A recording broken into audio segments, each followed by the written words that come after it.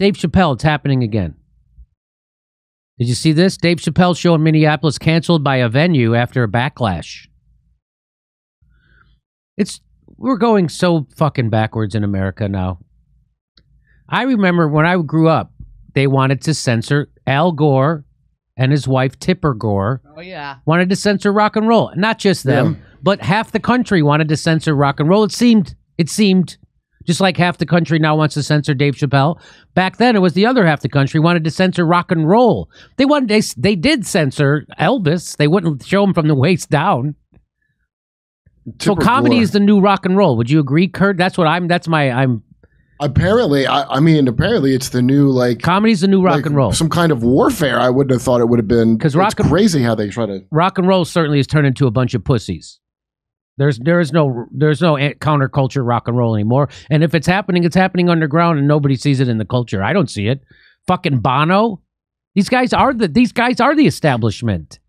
I told you I hate the fact that my phone just came preloaded with Bono in it. Like, I can't tell you how much I hate that and how much that makes me hate you too. Because every time I get in my car, Kurt, my phone, for whatever fucking reason, plays a song from iTunes. It just starts playing. I don't do it, and I can't stop it. Jimmy, can you believe my iTunes app isn't even open? Yeah. For him to have done that much to fight AIDS in Africa and then basically invent phone AIDS, that's the ultimate irony to me. That's the ultimate. And then it comes preloaded in my unborn phones when I get a new phone. Yes. It gets transferred from the... It got transferred to my new phone too. I just had to live with it. I just had to switch cell phones because my old phone broke. And that's what it got transferred. Yeah, there's no cure. Just got to live with you. And I get in my car and it starts playing fucking... It used to play Patton Oswalt's his CD, the clown one. Mm-hmm. And it would, the same joke would play every day I would get in my car. And then it switched to U2. And now U2 play, and I hate U2 because of it. That was the dumbest thing they ever did. What kind of band is mandatory with your phone? Is that the advertisement, the new album? Right. This album is coming whether you like it or not. the U2's new album, Force Fed. Oh, it's great. I love their new album, Force Fed. Is that the name of it? No, that's how they give it to you. They force feed you the fucking album. You have no choice. You have to listen. It was the only album created through gain of function research, believe it or not. Fauci funded that YouTube album. He funded the YouTube album. That YouTube album came out of the Wuhan Institute. I hope you know that. So here's who canceled him. First Avenue. I guess they're famous place in Minneapolis. And this is what they said. They said the Dave Chappelle show tonight at First Avenue has been canceled and is moving to the Varsity Theater. I guess they're assholes over at the Varsity Theater. Don't care about people. Those jocks. Why would you? Yeah, the jocks at the Varsity Theater. Maybe they go in for that, but here at First Avenue. So if you truly think this is a bad idea and that Dave Chappelle is harmful, why would you tell people where to go see it? Why would you help them? They go on to go to staff, artists, and our community. We hear you. You hear that they want you to censor someone? Yes, that's what they heard. We hear you, and we are sorry. For what? You canceled them. We are sorry. We know we must hold ourselves to the highest standards. This is not a high standard. And we know we let you down. Yes, canceling artists from speaking their mind. That's what's letting us down. Are they apologizing for that or for even having him? They're apologizing for just having him. They're not apologizing for canceling him. Place, I hope they go out of business so bad. I hope they go out of business so bad. Double down on this late at the end of stupid cancel. You're going to double down on it now? So here, let me go on. It says, and we know we let you down. We are not just a black box with people in it. And we understand that First Avenue is not just a room, but meaningful beyond our walls. It is now, moron. Okay, come back. The First Avenue team and you have worked hard to make our venues the safest spaces in the world.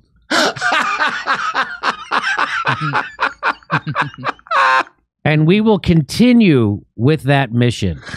We believe in diverse voices. I don't think you do. Yeah, no. Sounds like you don't. Sounds like you're squashing the voice you don't believe in.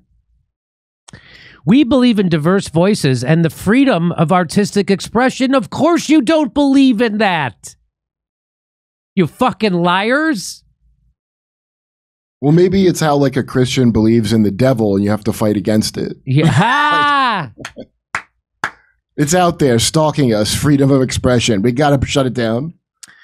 We believe in diverse voices and freedom of artistic expression, but in honoring that, we lost sight of the impact this would have. We know the impact of honoring artistic free expression. You are unaware of the impact that honoring artistic expression and diverse voices, you are unaware of the impact honoring diverse voices and freedom of artistic expression. You are unaware of that impact. Well, it would protect freedom of expression. That's the problem. That's the impact. Yeah, the impact is it would be protecting those things. Diverse voices. Again, it's not popular voice that needs protecting. It's unpopular speech that needs protecting. Oh, maybe they were just afraid because it's one of the safest spaces that they're. It sounds like they're not, probably don't have the best security. They probably couldn't protect Chappelle from the violence that has been directed at him. Not at him. Nothing because he made a joke. The violence has come towards him. We know there are some who will not agree with this decision. You are welcome to send feedback. You don't want that. If you are a ticket holder, look for an email with information on your ticket transferring to the show at Varsity Theater. Well, I hope they get some fiery but peaceful feedback for this. Here's Ari Hoffman caught it. He says, we believe in diverse voices and freedom of expression, which is why we are denying an artist of different viewpoints his freedom of expression. Jesus Christ. Grown-ups wrote that. It's Minneapolis, though. I can see that being a town where they do something like that. AJ Delgado says, this is so sad to see. Chappelle is one of the most inspirational black men in America, and the cancellation of him won't let up. Glenn Greenwald says, within the framework of liberal culture, it is difficult to avoid observing that Chappelle's protests, like the one in Minneapolis, entail overwhelmingly white liberal activists trying to silence one of history's most brilliant and successful black comedians. That is exactly what's happening. A bunch of fucking white liberals are censoring one of the leading black voices in the culture today. I could forgive dippy white liberals, but any comic that goes along with that, I'm like, I won't have no dealings with them. Like you're like dead to me if you're like on board with this, because that means you're like the most important thing of the time. If you are a comedian, is to make sure that that's protected, and if you stand against that, I mean, it's like the ultimate crime against your art form.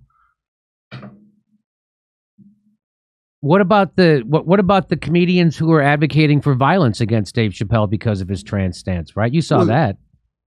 Who? Will Smith again? No.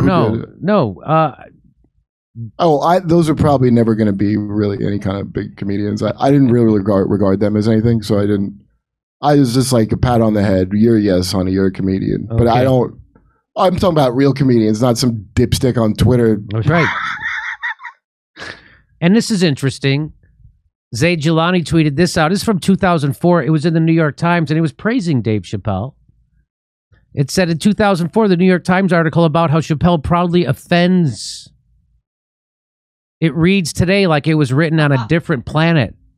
It says, a comic who won't hold back. Nothing is out of bounds for Dave Chappelle. They used to cheer him on because of that. Well, those people have been cleared out, I'm sure, of the New York Times now, making it unsafe with that. Yeah, but now, since Trump, if you're against censorship, you're a bad person. But this is before the previous this was the older generation. Then the new generation of indoctrinated rich kids of nonsense came in, and now it's their game.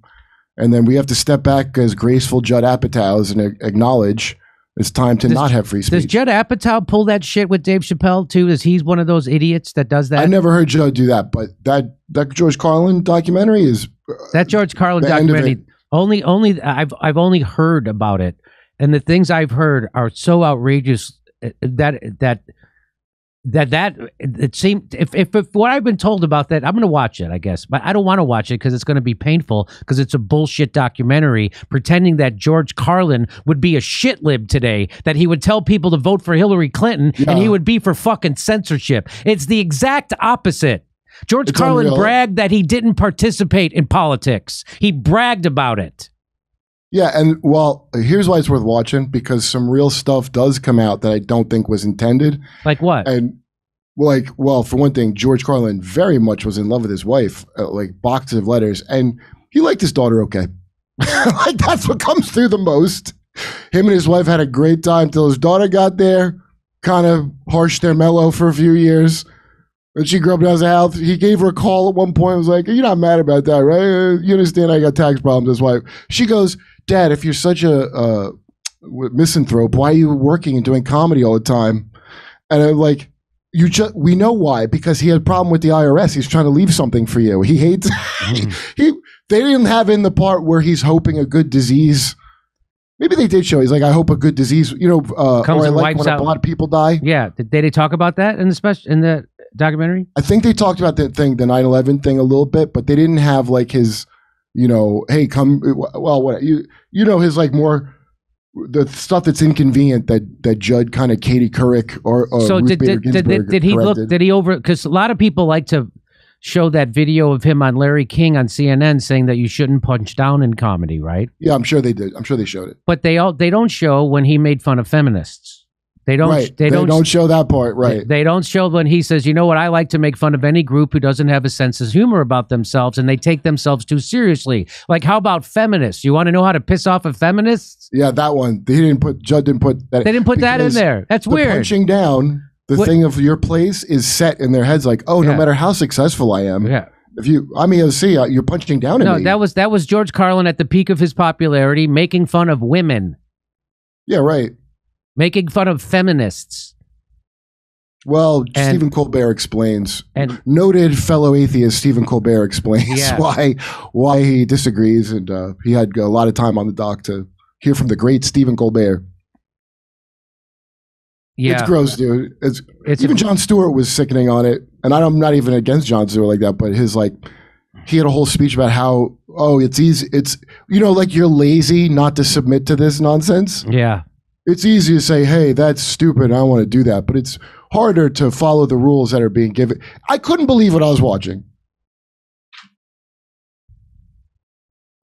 What has happened to our culture because of Trump, and people have let it happen to them. People pretending that George Carlin would vote for fucking Hillary Clinton.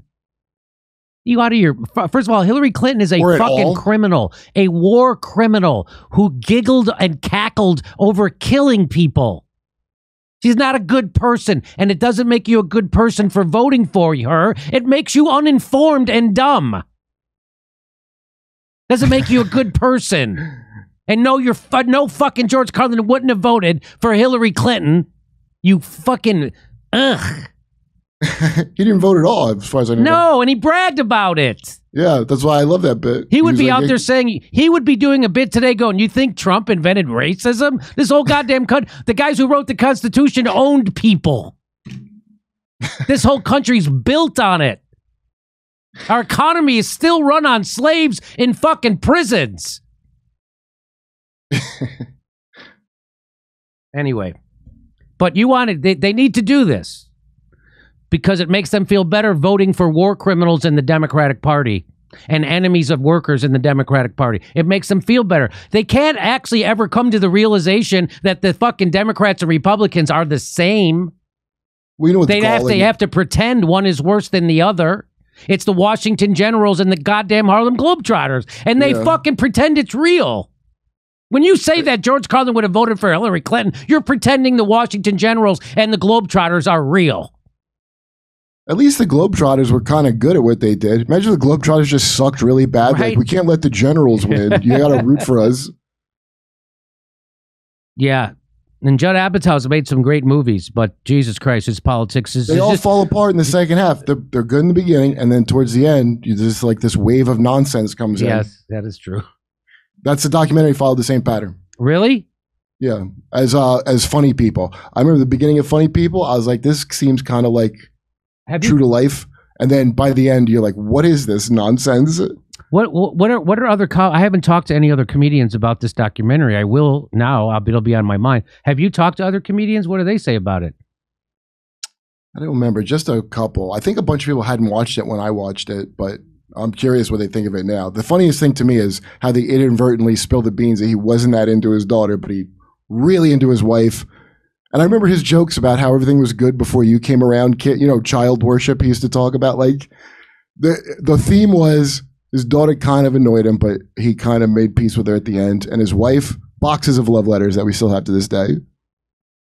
Well, I know her a little. His daughter, Kelly. She don't bother me, but she's always been nice. You know. She's always been very nice. She wrote a good book about that. I enjoyed the book she wrote about George Carlin, and but I haven't. And I remember the first time we met, we had an argument about. First time I met my hero's daughter, we had an argument about Jon Stewart and that stupid thing he did in Washington D.C. Remember that? Yeah, right. And I was very let down by it. I was a big Jon Stewart fan. I still am. Jon Stewart, he kind of changed the way people do comedy on television. I don't know if people realize that, but he did. He was very. Right. He was a pioneer and did it better than anybody. His new show, by the way, of course, it's not going to be as good as his old show. His old show was great, and so this new show he does now, I watch it. He wears a T-shirt and like a cool jacket, not a suit. Yeah, who's writing it? Do you see like the kids he has? There's some dippy. That's how it's screwed up. He didn't get good writers. How he should have got. He got a bunch of.